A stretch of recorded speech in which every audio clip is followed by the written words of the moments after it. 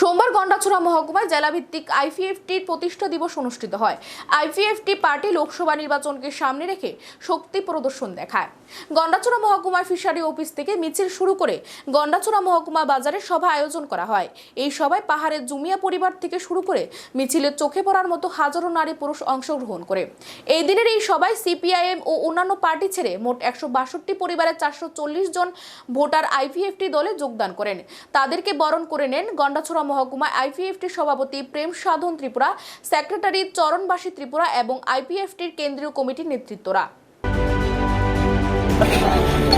আজকে 4 তারিখ মার্চ 2024 তারিখ আমাদের দলাই ডিস্ট্রিক্ট কমিটির তরফ থেকে আমাদের পার্টির প্রতিষ্ঠা দিবস আজকে 2009 সালে এই পার্টি প্রতিষ্ঠিত হয়েছিল স্বর্গীয় এনসি দেববর্মার নেতৃত্বে। আজকে 16তম ফাউন্ডেশন ডে বা প্রতিষ্ঠা দিবস আমরা দলাই ডিস্ট্রিক্টের তরফ থেকে এখানে পালন করছি। এই প্রোগ্রামে আমাদের দলাই ডিস্ট্রিক্টের আরও 3টি ডিভিশন আমবাসা, কমলপুর এবং করমছড়ার কিছু নেতৃবৃন্দ এখানে অংশগ্রহণ করেছে। তো আমাদের এখন প্রোগ্রাম আরম্ভ হবে।